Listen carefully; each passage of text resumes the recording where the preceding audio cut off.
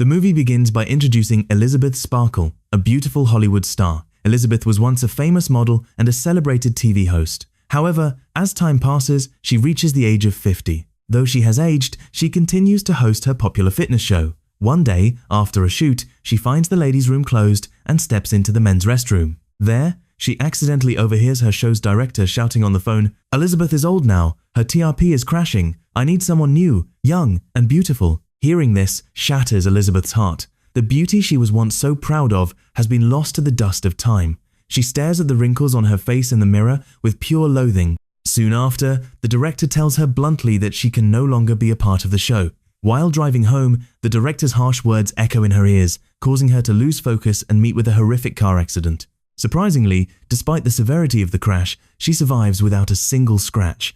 While at the hospital for a back checkup, a nurse surreptitiously slips a note and a thumb drive into her pocket. The note reads, "This changed my life," and the drive is labeled The Substance. Back home, Elizabeth watches the video on the drive, which explains a magical liquid called The Substance. It claims to create a younger, newer, and better version of an aging person from within their own body.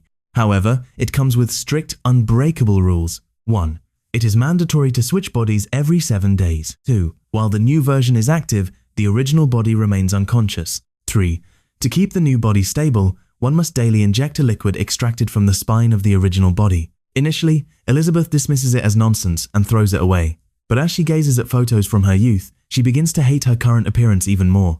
In a state of desperation, she calls the number and orders The Substance. A mysterious voice provides her with an address. The next morning, Elizabeth reads the newspaper and sees an advertisement for her old show, looking for a new and young face.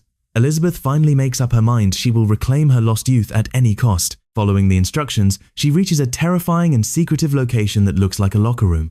Using her assigned card, she opens a locker and finds a box containing the kit. Back home, when she opens the box, she finds several strange items: an activator serum, to be used only once, and a stabilizer kit to be used daily to maintain the new young body. As she already knew, the liquid for this stabilizer had to be extracted directly from the spine of her original body. Additionally, specialized nutrient food bags were provided for both bodies. Elizabeth stands in her bathroom, staring at herself in the mirror for a long time.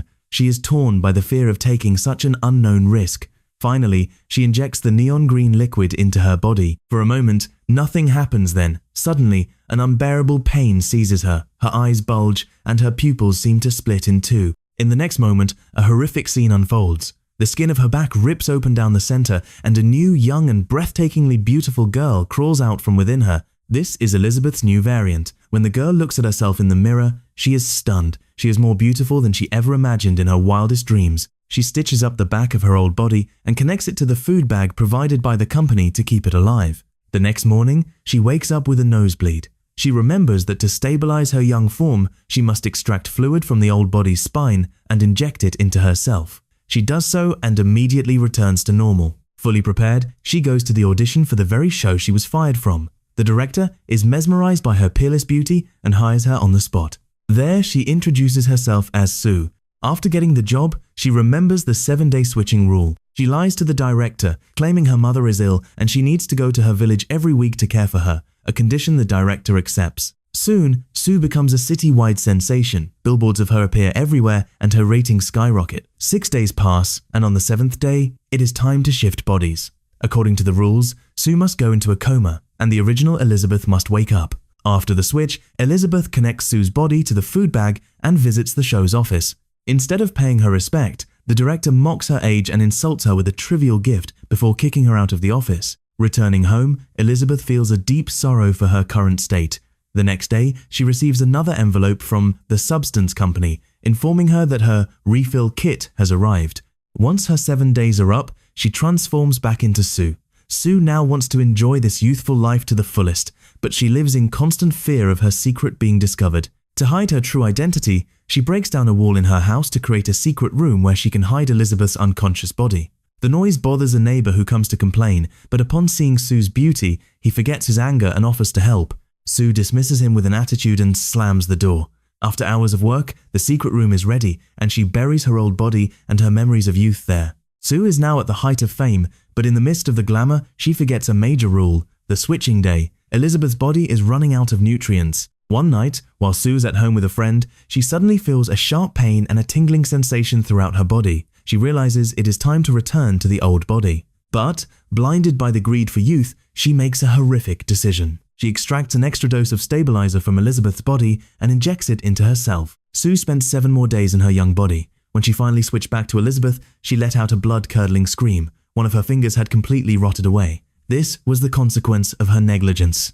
Terrified, she called the company, only to receive a cold response. There is no solution for this. Remember, you are not 2 people, you are 1. The new body that came out of you is also you. If you harm the original, you will suffer the consequences. In a state of panic, Elizabeth goes to collect her refill kit. At a restaurant there, she encounters an elderly man. She notices a mark on his hand exactly like the one she saw on the nurse at the hospital. She realizes this man is the original variant of that nurse. The old man asks her a haunting question. Has your new body started eating you yet? Paralyzed with fear, Elizabeth flees back home. She tries to find happiness in her original identity. She dresses up like Sue, puts on beautiful clothes, and applies makeup to meet an old friend. But as she steps outside, her eyes fall upon the massive posters of Sue. Seeing that peerless beauty, her confidence shatters instantly. She feels like a withered husk compared to Sue. In a spiral of depression and madness, she smudges her makeup, gorges herself on food, and falls into a desperate sleep. The scene shifts, and the bodies switch again. It was time for Sue to wake up. She quickly gets ready for her shoot,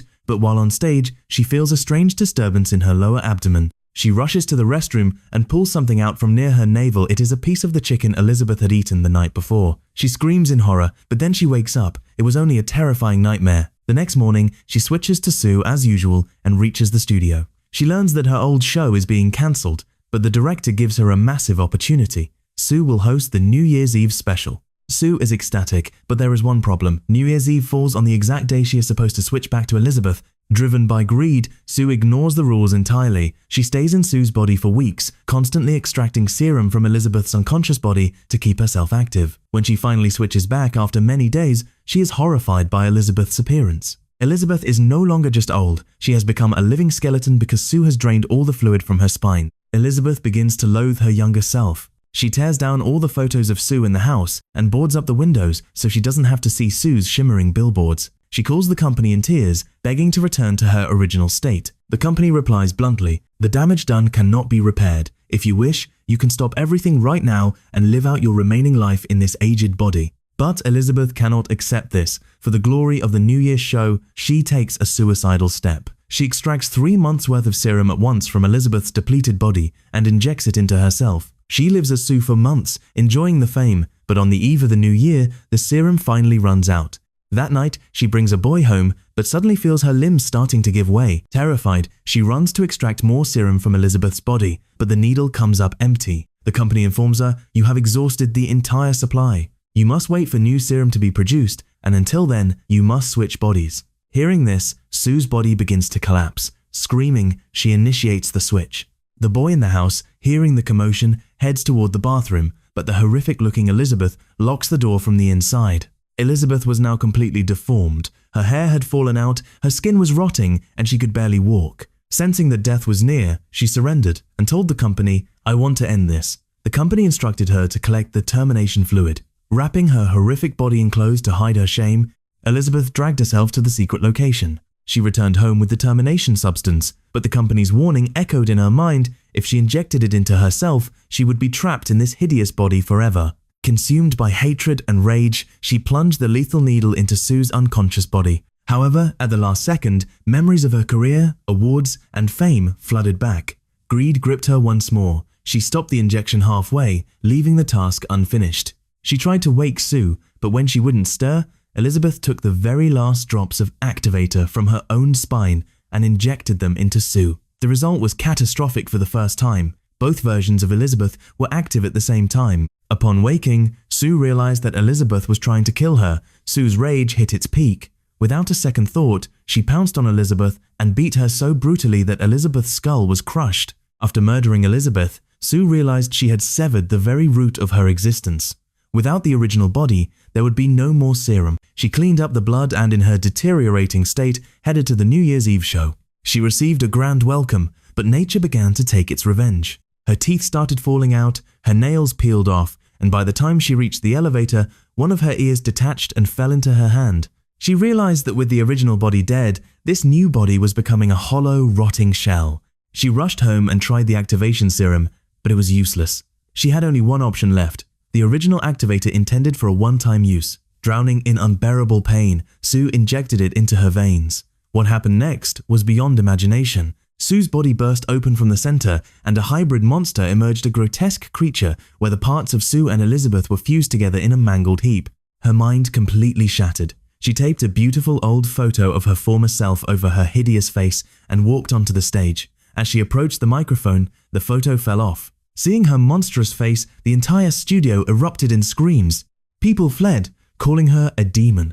Suddenly, a man struck her in the face with a baseball bat, causing her unstable body to explode, spraying a fountain of blood across the hall. Elizabeth's deformed remains crawled out of the studio like an insect. She dragged herself across the street until she reached her own Elizabeth Sparkle star on the Walk of Fame. There, her entire body dissolved into a puddle of gore, leaving only her mangled face resting on the star, smiling up at the sky. Within moments, even the face burst and scattered into nothingness. The next morning, a janitor arrived and hosed away the blood, as if no one had ever been there at all. And so, the tragic tale of the hunger for glamour and the bottomless pit of human greed comes to an end.